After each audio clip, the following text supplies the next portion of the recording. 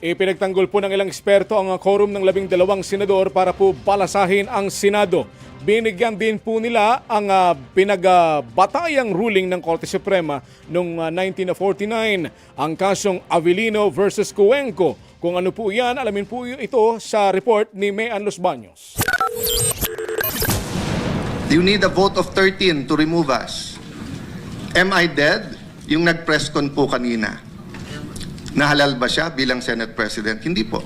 This is an illegal coup d'etat na may kasamang pagbabasura ng ating konstitusyon. Sa ating konstitusyon, sa ating rules of the Senate, kailangan pong 13. Mula kahapon, paulit-ulit si Senator Alan Peter Cayetano na siya ang legit, legal at moral na Senate President.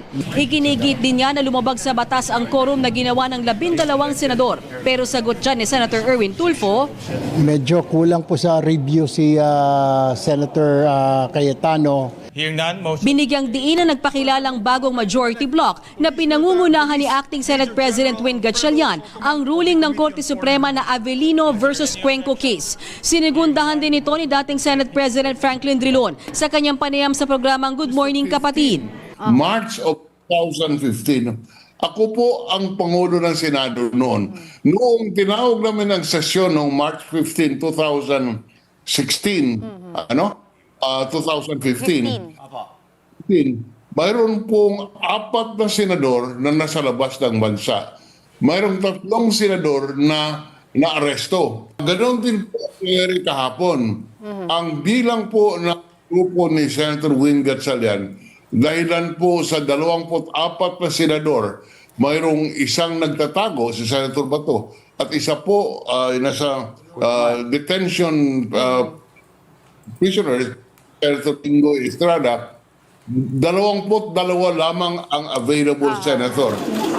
Pero ano nga ba ang Avellino versus Cuenco case na siyang nagpaligal sa quorum kahapon? Simulan natin sa quorum. Ang quorum galing sa Latin, ibig sabihin of whom. Ito ang minimum na bilang ng tao sa isang meeting o proseso.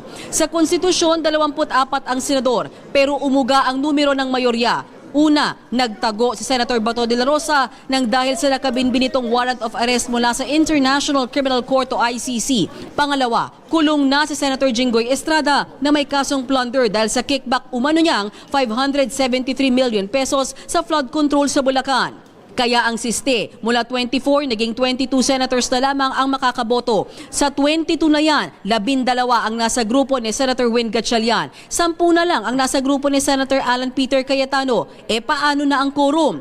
Sa desisyon ng Korte Suprema sa Avellino versus Cuenco noong 1949 na for purposes of a quorum, kailangan mo lang ang mayorya noong mga maaaring bumoto. Nag-walk out kasi ng sesyon si Nooy Senate President Jose Avellino at ang kanyang mga kaalyado noong questionin ang kanyang integridad. Ang natirang 12 senador, dineklarang bakante ang posisyon ni Avellino at humalal ng panibagong acting Senate President para ipagpatuloy ang sesyon. Sabi ng Korte, sapat na ang 12 para ituring na majority dahil higit kalahati na yan ng 23 senators. Ang pang 24th na senador kasi nasa abroad noon at hindi makakaboto. Dagdag pa ni Justice Jose Feria, ang basihan ng majority ay hindi ang dami ng mga silya o posisyon ng Senado, kundi ang dami ng mga maaaring mag-participate na mga senador. E paano naman kung wala bang opisyal ng Senado sa plenaryo? Kahit sinong senador ba ay pwedeng mag-call to session? Sa Avellino versus Cuenco pa rin, ayaw sana makialam ng Korte Suprema doon sa pagpili ng mga senador ng kanilang mga lider. Pero ganun pa man, sinabi ng Korte na sapat ang bilang ng mga kalaban ni Avellino para gawin ang kanilang gusto, maging ito ay ang pagpapatalsik kay Avellino o ang paghalal sa panibagong acting Senate President. Ito ang binasehan ngayon ng paksyon ni Senator Gatchalian na tinalagang Senate President pro tempore at acting Senate President. Hindi nila agad diretsahang pinatalsik si Cayetano bilang Senate President, pero for all intents and purposes, pinalitan na nila ang lahat ng mga posisyon sa Senado, pati ang mga namumuno sa mga komite. Kaya giit ni Drilon, kung kine-question daw yan ng Cayetano Block, pumunta raw sila sa Korte Suprema. Ang dapat gawin ng grupo ni Senator Alan ay pumunta sa Supreme Court at questionin ang nangyari kahapon bilang unconstitutional at illegal. nasa Supreme Court po yan kung tanggapin nila ang petition. Dahil sa sinasabi nga, sa doon po sa Avelino versus Cuenco, may sinasabi na, tinatawag namin yan sa law school, political question. Kabilang sa kumikwisyon sa quorum si Senator Pia Cayetano at Loren Legarda. Tanong ni Senator Pia, kailan pa raw naging 12 equals 13? Pero ang mga senador na kumisyon ng 12 quorum, parehong mga senador na present sa mga panahong nag-quorum ang Senado sa bilang din ng 12. Base po yan sa Senate Journal Entries. February 11, 2009 nang magka-quorum ang 12 senador. Present dyan mismo si Senators Pia, Alan at Loren. Kaya giit ng Integrated Bar of the Philippines, lawful at valid ang quorum ng 12 senador. Ayon naman sa Associate Dean at Assistant Professor ng UP College of Law, ang meron pang violation ay ang hindi pagsipot sa sesyon ng Senado ng Cayetano Block. Meron pong violation. No? Una, pagdating doon sa rule nung patakaran na dapat hindi na lang po pumasok yung mayorya, no? Yung lumang mayorya ng walang abiso, mukhang paglabag po yun sa rules ng Senado mismo. Sa patakaran po kasi nila, pwede po talaga mag-postpone ang Senate President ng session, ngunit kailangan niya konsultahin yung minority leader at yung majority leader. So mahalaga yung minority leader doon kasi ang iniiwasan natin at ang buong spirito ng patakaran ng Senado ay to ensure debate or to ensure participation and discussion.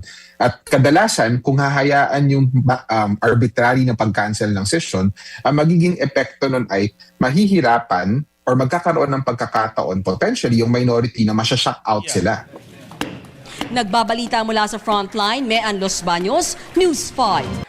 Mga kapatid, patuloy po kayong tumutok sa 105.9 at True FM para sa totoong balita, impormasyon, music and entertainment. Mag-subscribe po sa aming YouTube channel at podcast at sundan niyo po kami sa Facebook, Instagram, X at TikTok sa True Network PH. Bisitahin po ang aming website sa truefm.ph at panoorin din po kami sa True TV Channel 19. Kami ang 105.9 at True FM, laging true sa'yo, kapatid!